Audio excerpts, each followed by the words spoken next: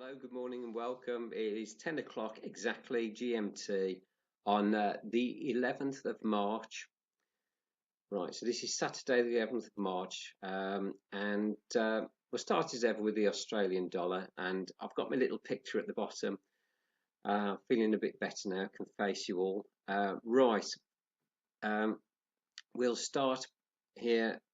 Very slight change in and I mean this down here. If you look across, this is the only point here where they've been more short the Australian dollar.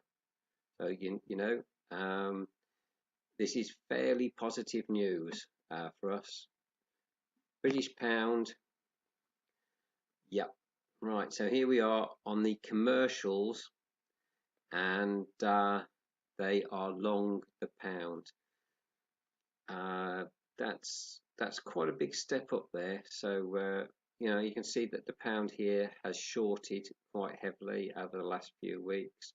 So they are the commercials along the pound. Canadian dollar. Yep.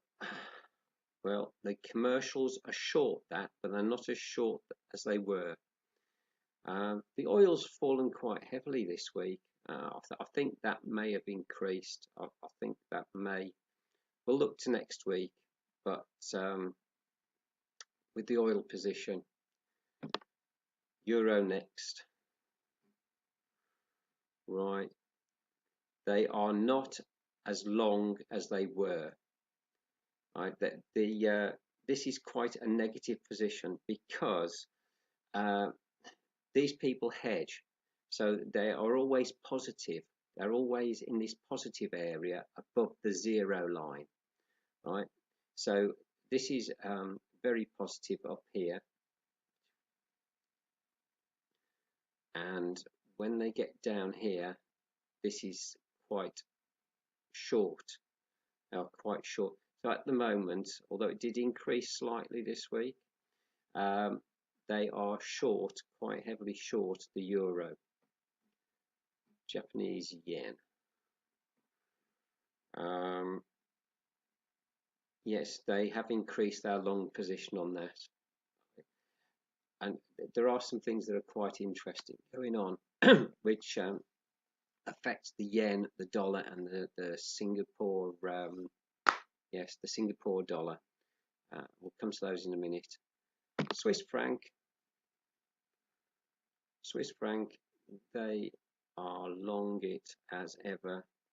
That's about even Stevens, that position. For me, that's neither short nor long.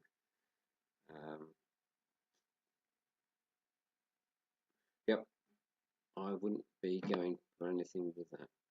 No, we won't do that. Mexican peso. Mexican peso.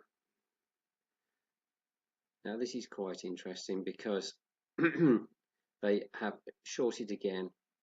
See the center line here? Well, this is what I'm judging to be yet another pullback in the Mexican peso. Again, I'll get to that in a minute. New Zealand dollar. This is interesting because it's had a hell of a fall. You know, everybody knows the New Zealand dollar has had a hell of a fall, and it's actually crossed the center line, and it's gone into a positive position on the commercials. So we'll have a look at that next week, but there we go. That is quite something. Energy is, whoops, here we go.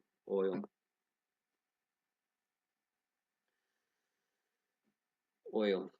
That's about the same.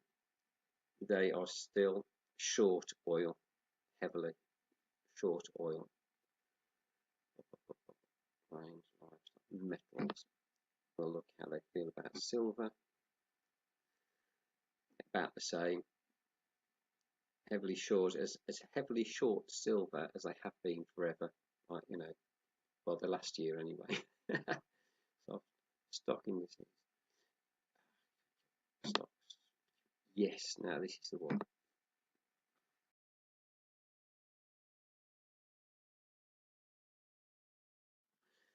Yeah, this is the S&P 500. And just look at this here. This is just absolutely incredible. That is the commercials going short the S&P 500. But I mean, not just short, that is one hell of a drop there. Yeah, now the Dow Jones, again, similar sort of thing, hell of a drop there. You know, yeah, the Nasdaq didn't, from memory, did it not? No, no. Uh, S&P 400, I don't think. There's not, yeah, there isn't any C.O.Ts for the S&P 400. But anyway, that concludes the report, and I'm going to go away. I'm going to try and find some pairs that I think I can add to what we're already doing that reflect the positions that I've seen in the commitment of traders report. So I'll try and get that out for you tomorrow. Thank you very much, and happy trading.